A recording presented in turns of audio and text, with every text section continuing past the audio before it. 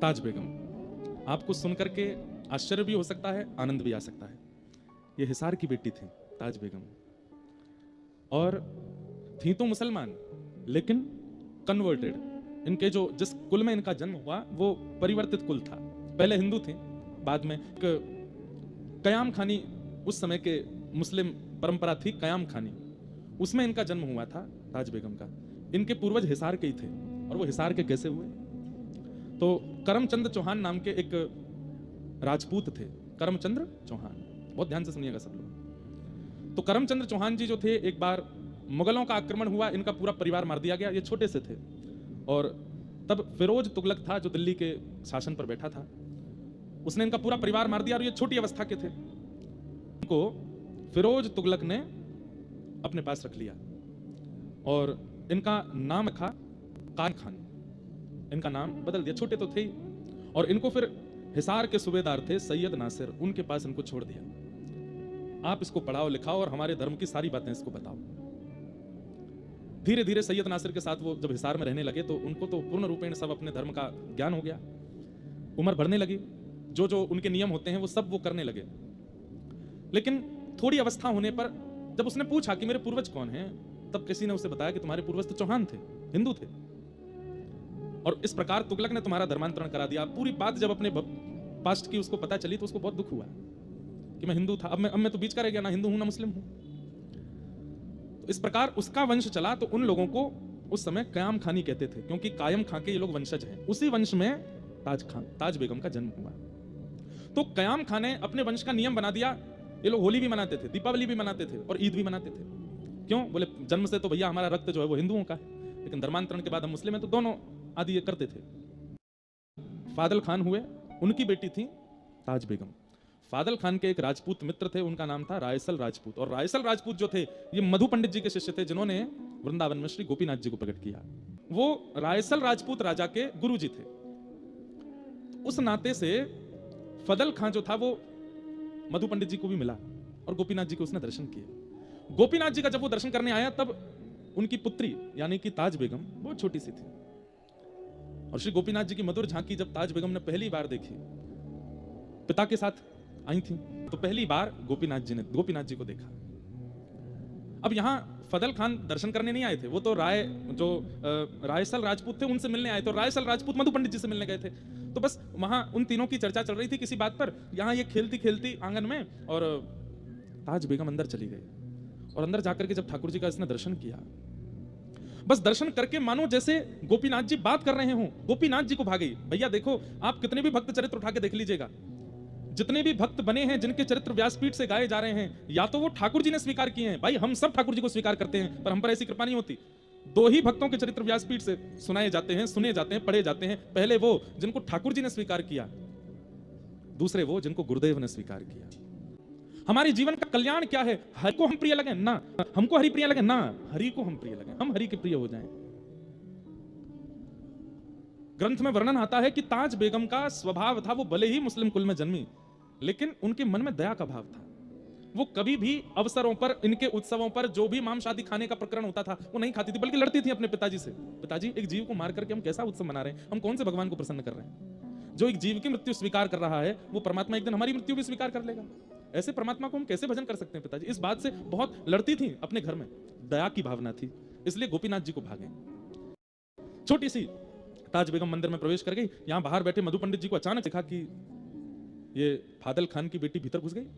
उन्होंने तुरंत रायसल राजपूत से कहा, ये गलत है, लेके आओ। बस यहां मानो जैसे वो धीरे धीरे जा रही थी, गोपीनाथ जी उसको इशारा करके अपनी ओर बुला रहे थे, ताज बेगम जा रही थी, इतने में ही रायसल आए और हाथ पकड़ के बाहर ले आए। वो कहती रही कि वो मुझसे कुछ कह रहे थे, वहां कोई है अंदर, लेकिन किसी ने उनकी नहीं सुनी, ले गए।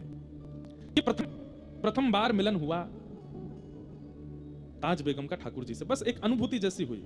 उसके बाद धीरे धीरे ताज बेगम बड़ी हुई, मदरसों में जाके पढ़ती थी, अपने धर्म के ही सब चीजें वो सीखने लगी, करने लगी। धीरे धीरे सब उनका हुआ, बड़ी हुई। एक बार फादल खान को अकबर ने दिल्ली बुलाया और फादल खान अपनी पुत्री ताज बेगम को लेकर के गए। जैसे ही सभा में ताज बेगम पर अकबर की दृष्टि पड़ी, और वो जिस काम से बुलाया था वो काम वाम तो सब भूल गए। उसने फादल खान से कहा हम तुम्हारे सब काम करवाएंगे, जो तुम कहोगे सब कर लेंगे, तुम्हारी जो जो हिसार में तुम चीजें चाहते हो, ये करवाना है वो करवाना है, और भी तुम्हारा सब हम करने को तैयार हैं, पर बदले में हमें कुछ चाहिए। बोले क्या? तुम्हारी पुत्री को हम अपनी बेगम बनाना चाहते हैं।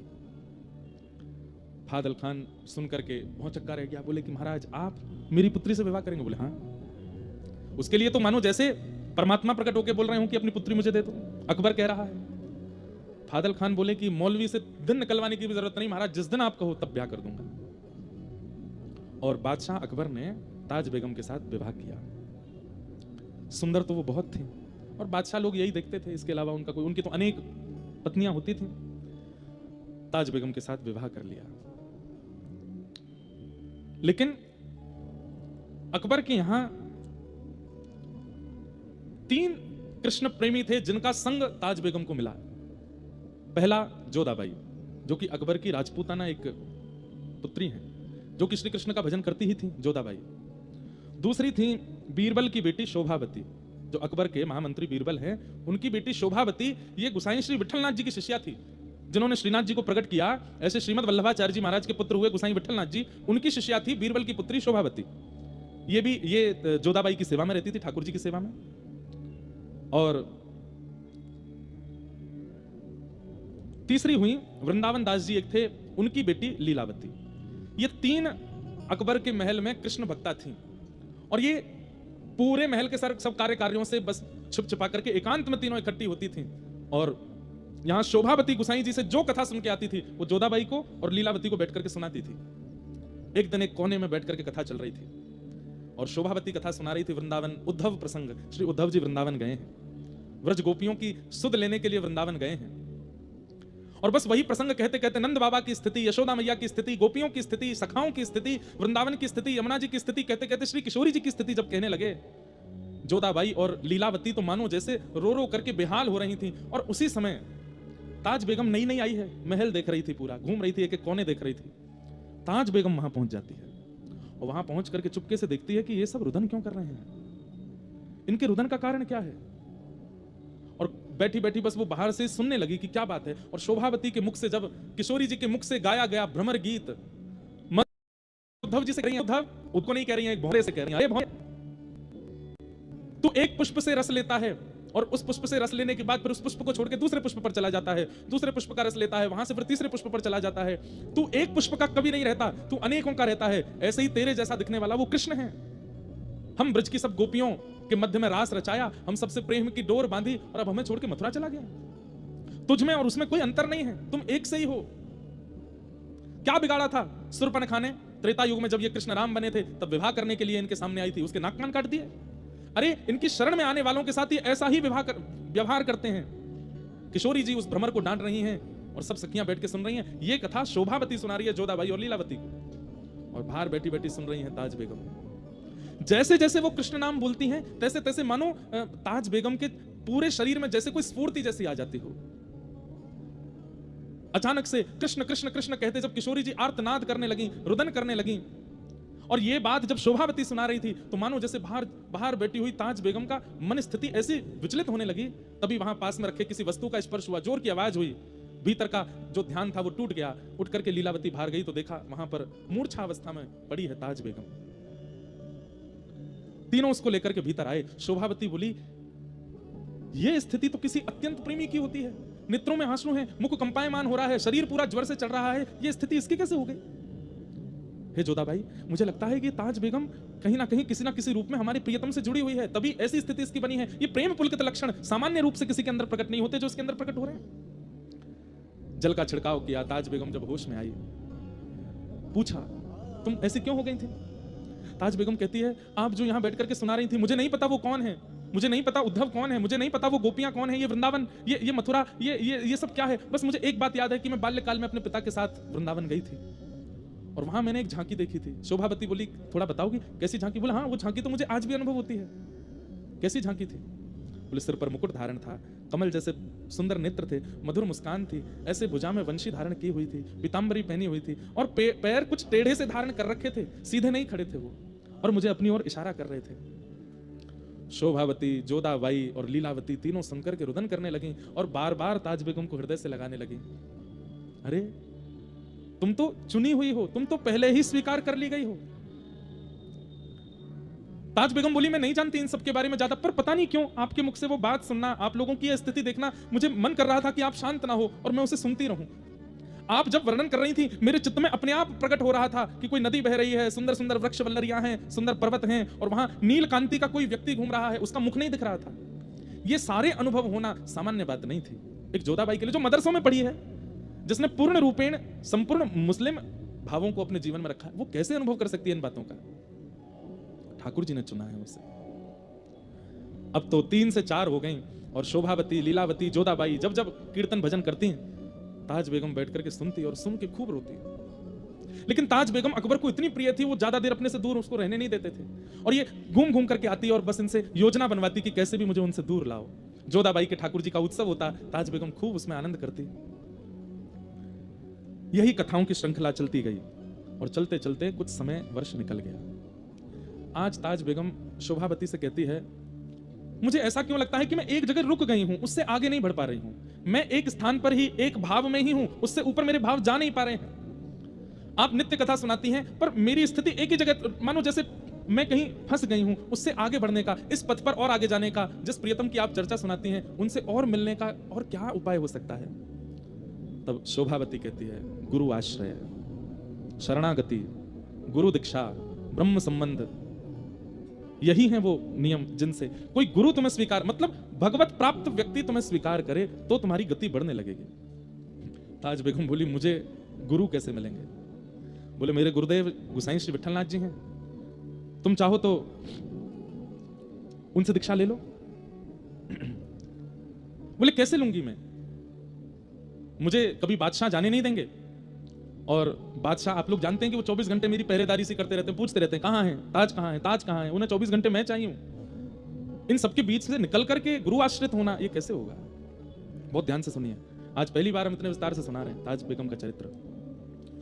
तब लीलावती, शोभावती ने कहा, पत्र लिखो, और पत्र में गुरुदेव से ही पूछो कि इसका समाधान कैसे हो। तब ताज बेगम ने एक पत्र लिखा, और पत्र लिख करके गुसाई श्री विठलनाथ जी को भेजा। उस पत्र में लिखा कि मैं ऐसे ऐसे, ताज बेगम मेरा नाम है, मैं अकबर की पत्नी हूं, मेरे लिए बहुत दुष्कर है कृष्ण भक्ति करना, पर मैं फिर भी करती हूं, मुझे क्या क्या अनुभव होते हैं वो सब लिखा। अंत में कहा, गुरुदेव मैं बस आपकी दीक्षा ग्रहण करना चाहती हूं, उसके लिए मुझे मेरे पति को अपने वश में करना है, उनको वश में करने के लिए कोई टोना टोटका बताओ। गुसाई श्री विठलनाथ जी ने जब पत्र देखा, और पत्र में जिन जिन भावों की स्थिति उसने बताई थी, उससे वो समझ गए थे।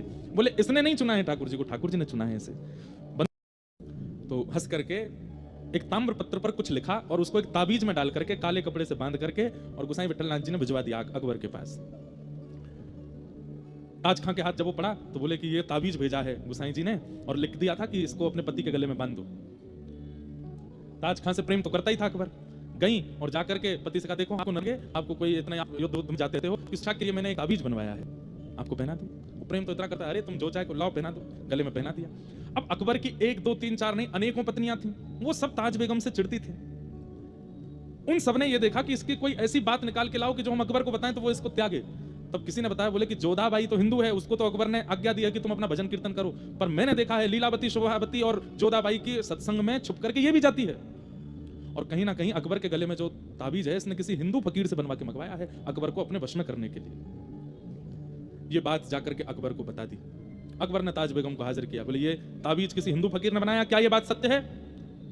ताज बेगम बोली, जी ये सत्य है। और क्या तुम जोधाबाई के सत्संग में, और वो लीलावती शोभावती की कथा होती है, तुम उसमें जाती हो? हाँ मैं जाती हूं। बोले, दंड तो तुमको दूंगा, लेकिन पहले मैं ताबीज खोल के इसके अंदर क्या लिखा है, क्या डाला है वो देखूंगा। और ताबीज खोल करके उसने अंदर से पत्र जब निकाला, तो अंदर क्या लिखा था उसमें? कामन तामन टोटका, गुसाई श्री विठलनाथ जी ने लिखा है, कामन तामन टोटका यह सब डारो धोए, पिया कहे सो कीजिए आप ही ते बस होए।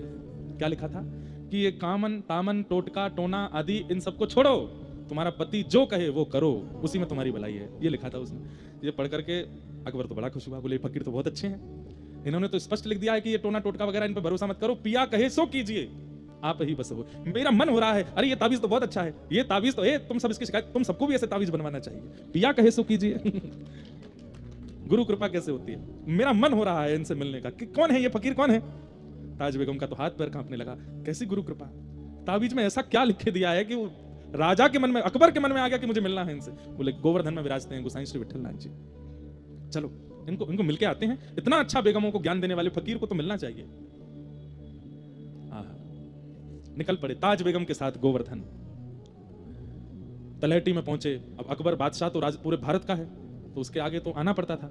गोसाई जी वैसे किसी बादशाह को देख के, हमारे ब्रज के संत ज्यादा उसको देते नहीं थे, लेकिन अकबर में थोड़ा, आप अकबर को देखें, इस पर संतों की बड़ी कृपा। स्वामी श्री हरदास जी का चित्र जो आज पूरे विश्व को मिला, ये अकबर ने बनवाया था। स्वामी श्री हरदास जी का चित्र जो वीणा हाथ में लेके हम सब दर्शन करते हैं, वो अकबर ने बनवाया था।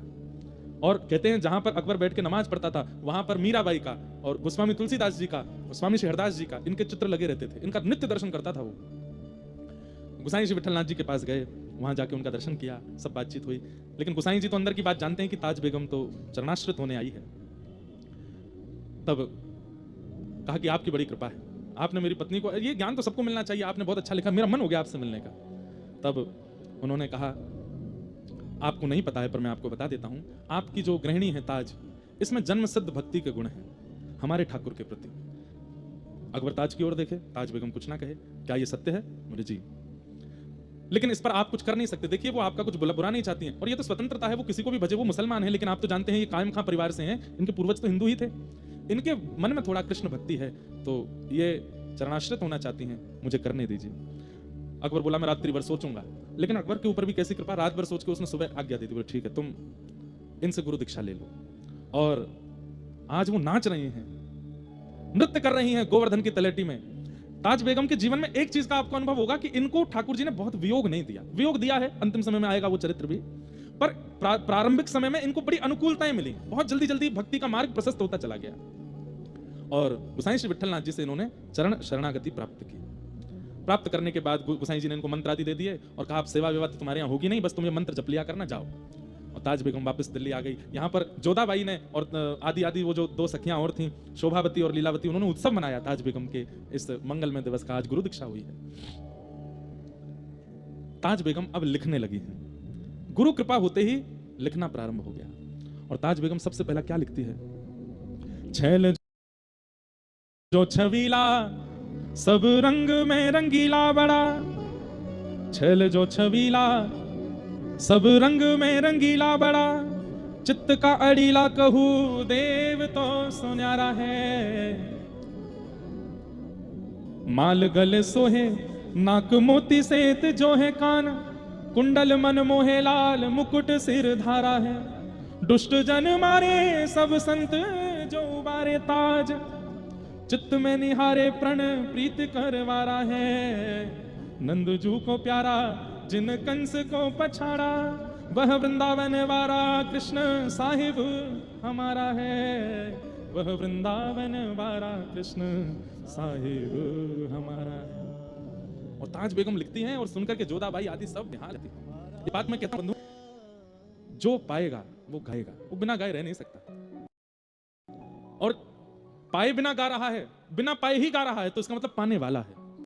अच्छा एक बात और स्पष्ट कर दूं, गोसाई विठल नाथ जी मंदिर में नहीं ले जाते ताज बेगम को, बाहर मिलते हैं मंदिर से। और ताज बेगम भी साजवाज के साथ आती है, भाई रानी है, लेकिन वह भी इतनी मर्यादा जानती है, कभी नहीं कहती कि मुझे अंदर ले चलो, बाहर ही बैठ के मिलते हैं गोसाई जी उससे। एक खिड़की है, वहां से दर्शन करती है। आज गुरुदेव से कहती है अब मैं रह नहीं पा रही हूं दिल्ली में, मैं क्या करूं, बार बार मेरे प्राण निकलने को होते हैं, मुझे वृंदावन चाहिए, मुझे व्रज चाहिए, मैं यहां से दूर नहीं रह पाऊंगी। गोसाई जी ने कुछ नियम बताए, बोले इनका पालन किया करो। अब यहां अकबर को भी अनुभूति हो रही है कि धीरे धीरे धीरे धीरे ताज बेगम जो है ये हमारे वश में नहीं है। इसकी स्थिति अब ऐसी होती जा रही है कि वो दिखने लगी है। 4-5 मौलवियों ने आकर के अकबर से कह दिया, अकबर हमने महल में सुना है कि एक हिंदुवानी आपकी मुगलानी जो है वो हिंदुवानियों का प्रचार करती है, वहां हमने सुना है विठल नाथ जी से दीक्षा लेके आई है, ऐसा ऐसा कुछ। तो अकबर कहते नहीं नहीं ऐसा कुछ नहीं। बोले अगर ऐसा है तो ये आपकी राजगद्दी के लिए बहुत घातक है, अगर ये बात पूरे भारत के मुसलमानों को पता चलेगी तो आपके प्रति श्रद्धा खत्म हो जाएगी। अकबर को लगने लगा कि जोधाबाई तक तो ठीक है, लेकिन ताज बेगम की खबर अगर बाहर फैल गई कि वो कृष्ण भजन करती है, कथा सुनती है, तो मेरे प्रति अश्रद्धा हो जाएगी। तो एक दिन ताज बेगम से बोलते हैं देखो तुम बार बार वृंदावन मत जाया करो। ताज बेगम बोली देखिए मैं वृंदावन के बिना रह नहीं सकती, अब मैं वृंदावन के बिना रह नहीं सकती, अब मुझे जाना है। और मैं आपसे प्रार्थना कर रही हूं, मुझे रोकिए मत, नहीं तो मेरा देह रह जाएगा, प्राण निकल जाएंगे। मैं बस आपसे एक ही चीज मांगी, हर महीने मुझे वृंदावन जाने दिया कीजिए। मैं वृंदावन के बिना अब रह नहीं सकती।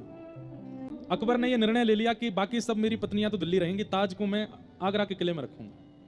और ताज बेगम को लेकर के आगरा चले गए, ताकि बाकी मुसलमानों की नजरों से ये दूर रहे, क्योंकि जिस स्थिति में जा चुकी है वहां से निकल नहीं पाएगी। और वहां से वृंदावन भी पास है, जब इसका मन होगा चली जाया करेगी।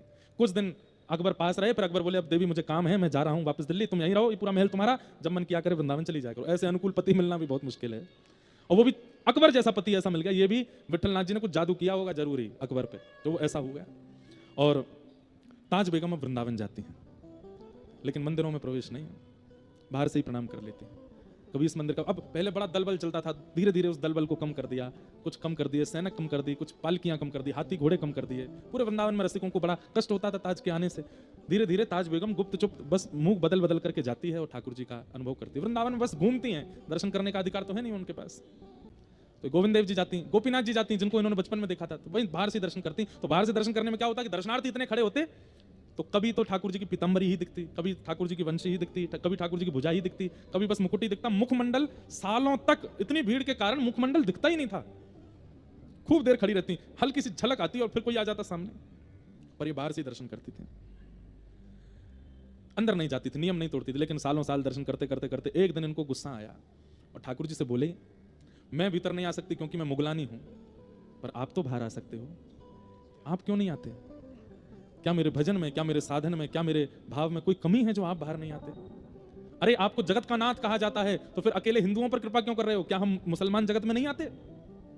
और आपको मेरे मुस्लिम भेष से इतनी तकलीफ है, तो चलो आज बन के आती हूँ हिंदुआनी। और आज गई हैं, हाथों में मेहंदी लगाई, पैरों में महावर लगाए, बुर्का आदि जैसा कुछ पहनती थी, आज घेरदार पहना है स्वरूप, सिर पर चुनरी डाली, अपने केश के बीच में सिंदूर लगाया है, हाथों में चूड़ियां पहनी हैं। और जैसा एक हिंदू प्रवेश हमारे माताएं बहनों का जैसा स्वरूप होता है, वैसा स्वरूप बना करके, पैरों में पाजेवादी पहन करके, और बिल्कुल मानो ऐसा लग रहा था कोई राजपूतानी आ रही है।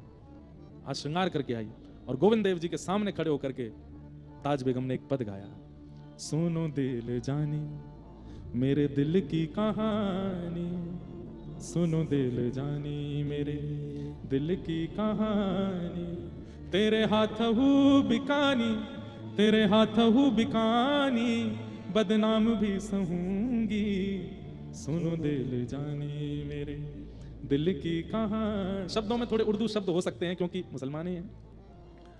देव पूजा ठानी में नवाज हूँ भुलानी तजे, कलमा कुरान तेरे गुणन गहूंगी मैं। क्या देखना चाहते हैं आप? गोपियां आई थी, मैंने सुना था लीलावती जब कथा सुनाती थी दिल्ली में, वो कहती थी कि जब गोपियां सब छोड़ करके आपकी शरण में आई, आप उनसे भी पूछ रहे थे कि क्यों चली आई हो? तब गोपियों ने कहा था, मयिवम विभोर हति भवान गदितुम नृशंसम संत्यज्य सर्व विषयान स्तव पाद मूलम। हम सब छोड़ के आपकी शरण में आई हैं क्योंकि आप ही कहते हैं प्रेम गली अति सांकरी तामे दो ना समाये। जिस हृदय में आप बसते हैं उस हृदय में कुछ और नहीं होना चाहिए, इसलिए सब छोड़ करके गोपियां गई थी आपके पास। मैं भी सब छोड़ के आई हूं, सब छोड़ दिया मैंने।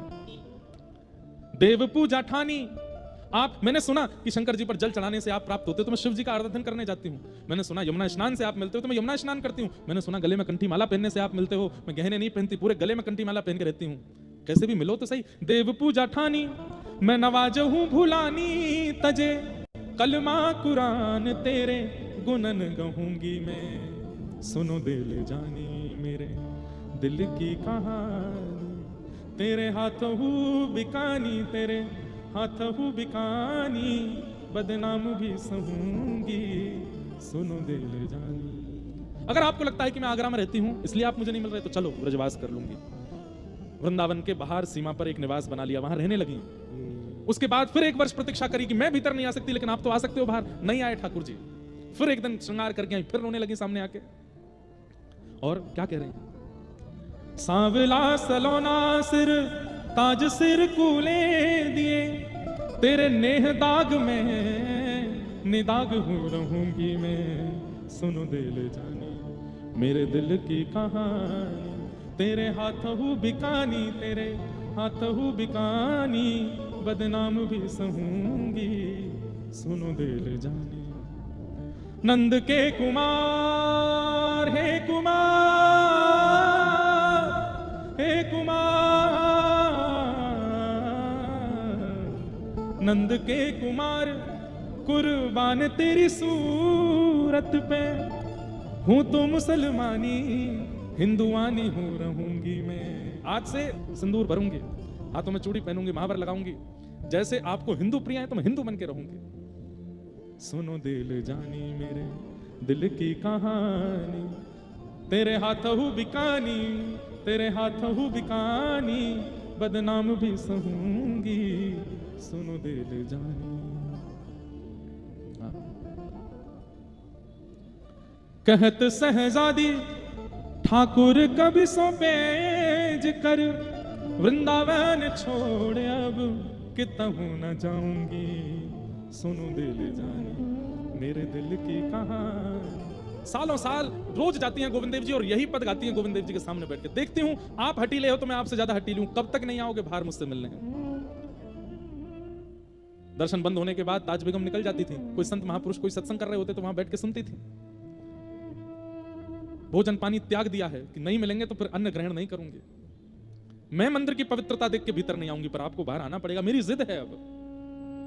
तभी एक दिन अचानक से मानो ताज बेगम को रात्रि यमुना पुलिन पर जिस कुटिया में रहती थी वहां पड़े पड़े स्मरण हुआ कि अरे लीलावती ने कथा में सुनाया था कि सब ब्रज गोपिकाएं अपने घर छोड़ करके जब इनसे मिलने के लिए गई तो ये मिले और उनके साथ रास किया और फिर अंतर्ध्यान हो गए। और अंतर्ध्यान होने के बाद जैसी अभी मेरी स्थिति है, मैं पेड़ों से बात करने लगती हूँ, मैं यमुना जी से बात करने लगती हूँ, मैं जल थल किसी का विचार ना करके सबको चैतन्य मान के चर्चा करती हूँ, सबसे पूछती हूँ कहाँ मिलेंगे श्याम सुंदर। यही स्थिति तो गोपियों की हुई थी।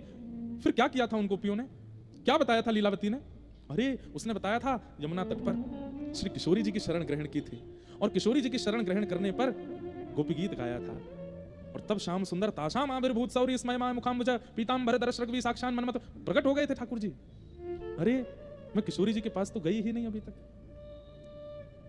तब ताज बेगम बरसाना जाती है और श्री जी के महल पर नहीं चढ़ती है, बस नीचे से ही पुकार रही है श्री जी को, नीचे से ही शिकायतें कर रही है, मैंने सब छोड़ दिया, सब त्याग दिया, देखिए ना आपके वल्लभ कितना सताते हैं हमें। हे किशोरी जी, आपकी कहानी लेकर के, आपकी आशा लेकर के आज फिर जा रही हूं, कह दो, समझा दो इन्हें, मिले मुझसे। बंदी बनूंगी राधा रानी महारानी जो की, तुर्किन बहाए नाम गोपिका रखूंगी मैं, सुनो दिल जानी मेरे दिल की कहानी, तेरे हाथों बिकानी, तेरे हाथों बिकानी, बदनाम भी सहूंगी, सुनो दिल जानी। और आज किशोरी जी को प्रणाम करके गई, गोविंद देव जी के सामने जाकर के गाने लगी, लेकिन आज भी ठाकुर जी नहीं आए, रोती बिलखती चली गई अपनी कुटिया में। आज 4-5 दिन हो गए, कुछ खाया पिया नहीं है और बस अब सोच लिया अब इनके पास भी नहीं जाऊंगी। किशोरी जी भी इनसे ही मिल गई हैं, वो भी कोई कृपा नहीं कर रही हैं और पड़ी पड़ी बस बोली अब बस यहीं प्राण त्याग दूंगी, अपने इस देह को अंत कर दूंगी। और सुन लो हे गोविंद देव, सुन लो मेरी बात, तुमसे कह करके जा रही हूं, यहीं यमुना जी के तट पर वृंदावन में तुम्हारा दर्शन करते हुए आज प्राण त्याग दूंगी मैं अपने। इस जन्म में नहीं मिलोगे तो अंत में आपका स्मरण करते हुए, वृंदावन का स्मरण करते हुए, यमुना जी का स्मरण करते हुए जब प्राण त्यागूंगी तो अगले जन्म में वृंदावन वासिनी बन करके आऊंगी, फिर तुम्हें प्राप्त करूंगी, छोड़ूंगी नहीं। एक बार आ गई हूं शरण में, अब नहीं छोड़ूंगी। शायद मेरे मुसलमान होने से ही तुमको दिक्कत है, तो मैं ब्रजवासिनी बन करके आऊंगी। बस इसी विरह में यमुना जी और सबसे प्रार्थना कर रही हूं, मेरे प्राण ले जाओ, अब नहीं जीवित रहना। तभी गोविंद देव जी अपने भोग प्रसाद का थाल एक अपने अंबर में बंद करके अपने कप धार, ये बड़ा थाल है, धर के निकल पड़े मंदिर से। अर्धरात्रि का समय है, चंदन की सौंधी सुगंधी आ रही है, ताज बेगम के नेत्र खुल नहीं रहे हैं, भूखी प्यासी है कितने दिनों से। अरे बड़े बड़े उसमें रही है, राजशाही तरीकों से रही है, भूखा रहने का अधिकार उसको अभ्यास नहीं है। प्यास के कारण जीव सूख गई है, कंठ सूख गया है, प्राण निकलने की स्थिति में है। और उसी समय देखती है कि किसी ने दरवाजे पर दस्तक दी है, चंदन की सुगंधी से पूरी कुटिया महक उठी है। और तभी द्वार खुलता है। वरहा पीडम नटवर वपुः कर्णयो कर्णकारं बिभ्रतवास कनक कपिसं वै जयंतीं चमालां वंशी विभूषित करा नवनीर दावात पीतांबरा अरुणबिंब फलाधरोष्ठात् कमल नयन श्याम सुंदर की ऐसी मधुर झांकी। अपने कंधे पर थाल लिए, दूसरा हाथ अपने कमर पर रखे और ठाड़े हैं। अरे ताज, तो को भूख नहीं लगे? देख करके तो ताज बेगम बस अपने होश खो बैठी है। श्याम सुंदर, गोविंद देव, मेरे मदन मोहन, मेरे साहिब आप हैं क्या? हाँ मैं ही आया हूं। मूर्छित हो गई, वहीं मूर्छित हो गई। ठाकुर जी अपना थाल रखे, ताज बेगम के सिर पर अपना हाथ फेरने लगे, उसके अश्रु पहुंचे और बस ये क्षणिक सी कृपा करके ठाकुर जी वहां से अंतर ध्यान हो गए। अपनी पीतांबरी और पीतांबरी में बंधे थाल को छोड़ गए। थोड़ी देर बाद जब होश आया, रोने लगे निकल करके बाहर पूरे वृंदावन की परिक्रमा रोते हुए लगाया, कहां चले गए श्याम सुंदर, कहां चले गए आप? नहीं मिले। देखा सुबह का सूर्योदय हो रहा है, कुटिया पर आ गई है, पूरे वृंदावन को देख लिया लेकिन ठाकुर जी नहीं मिले। तब अपनी कुटिया के बाहर रज को बार बार अपने अंग से लगाती है, यहीं तो खड़े थे, ऐसे ही तो ठाड़े थे, और उस थाल को अपने कंधे पर उठाती है, ठाकुर जी की तरह ठाड़ी हो जाती है, ऐसे ही तो ठाड़े थे, वह आकृति बनाने लगती है। पीतांबरी को हृदय से लगा लेती है, बार बार उसको कभी मुख से लगाती है, हृदय से लगाती है, हृदय से लगाती है, थाल में रखे प्रसाद को खूब प्रेम से पाती है, यमुना जल पान करती है और वहीं से किशोरी जी को प्रणाम करती है। आज तक बरसाने नहीं गई थी तो नहीं आए, ये श्यामाजू कल आपकी शरण में आई तो देखो नंदन नंदन थाल लेकर के आए, मुझे पवाने के लिए आए। बस अब कुछ नहीं चाहिए, बस ये दर्शन अवलोकन हो गया और कुछ नहीं चाहिए, बस अब एक ही आश है, मुझे ले जाइए, मैं अब नहीं रह सकती इस संसार में। यमुना जल से थाल को पहुंच करके किसी के हाथ मंदिर भिजवा दिया। मंदिर के पुजारी ढूंढ ही रहे थे थाल कहां चला गया। जब थाल आया और पीतांबरी रखी देखी तो बोले कहां से लाए हो? बोले ताज बेगम के यहां से। पुजारी जी ने आके ताज बेगम से पूछा थाल तुम्हारे पास कैसे आया? बोले कि क्या मेरी सामर्थ्य है लाने की? नहीं। तो कैसे आया होगा समझ जाइए। आप सुबह गए थे तो क्या मंदिर ताला खुला हुआ था? बोले नहीं। तो सोच जाइए कैसे आया था। पुजारी जी को यह बात समझ आ गई और उन्होंने जाकर के पूरे वृंदावन में यह बात फैला दी कि श्री ठाकुर जी ताज बेगम के यहां जाते हैं।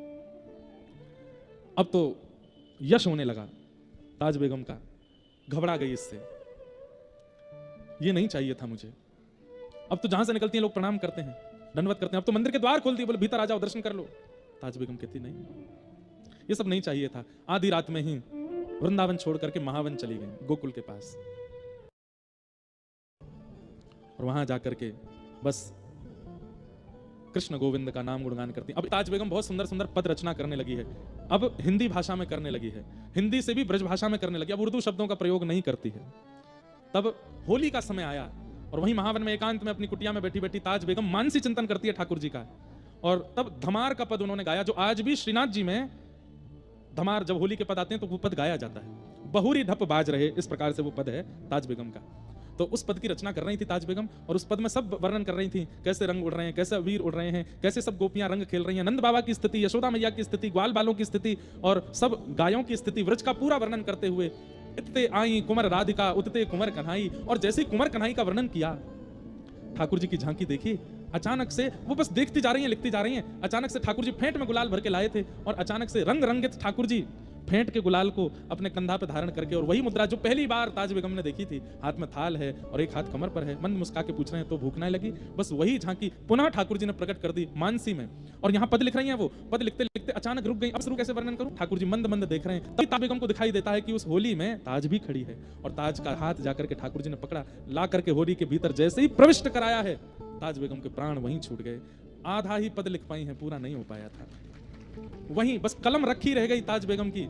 आज भी वो पद गाया जाता है, उस पद की रचना पूरी नहीं हुई थी, थोड़ी सी रह गई थी। तो बोले फिर क्या हुआ? उस दिन पूरे व्रजमंडल ने एक आकाशवाणी सुनी, ताज बेगम के प्राण निकलते ही अंतिम पंक्ति जो थी वो ठाकुर जी ने लिखी, निर्तत आवत ताज के प्रभु गावत गीत धमार। और ये आकाशवाणी में सबने सुना, जो ताज बेगम की स्थिति को जानते थे, ताज बेगम की कुटिया के आसपास ही रहते थे, उन्होंने जब ये आकाशवाणी सुनी, इतने मधुर स्वर में कोई बोले हैं, निर्तत आवत ताज के प्रभु गावत गीत धमार। जैसे ही भीतर प्रवेश करके देखा किसी सज्जन ने, तो देखा ताज बेगम मूर्छा अवस्था में पड़ी हैं, नब्ज देखी, श्वास देखी तो प्राण जा चुके हैं, हाथ में कलम थी और एक पद रचना हो रही थी, पद की ओर देखा तो उसमें पूरा पद था और अंतिम पंक्ति लिख रही थी निर्तत आवत, बस इसके आगे नहीं लिख पाई थी। तब उन्होंने नेत्रों में आंसू भराए, ठाकुर जी ने आकाशवाणी करके पद को पूरा किया, निर्तत आवत ताज के प्रभु गावत गीत धमार। और श्री ताज बेगम को ठाकुर जी अपनी नित्य लीला में प्रवेश कराकर, आज भी ताज बेगम की समाधि है महावन में, बड़े बड़े सिद्ध लोग जाते हैं और वहां जाके श्री ताज बेगम जी को प्रणाम करते हैं। ऐसी ताज बेगम जिन्होंने ठाकुर जी को प्रियतम मान करके, उनके प्रति पति भाव रख के मुसलमान परिवार में जन्मी, अकबर की पत्नी बनी, इतनी विपरीतताएं होते हुए भी ठाकुर जी ने उनको स्वीकार किया। साधन नहीं था उनके पास, नाम जप नहीं था उनके पास, केवल व्यवहार था, विचार था, स्वभाव था, जिससे गुरु भी मिले और गोविंद भी मिले, दोनों की प्राप्ति हुई। ऐसी ताज बेगम के मंगल भाव को हम प्रणाम करते हैं, बार बार वंदन करते हैं।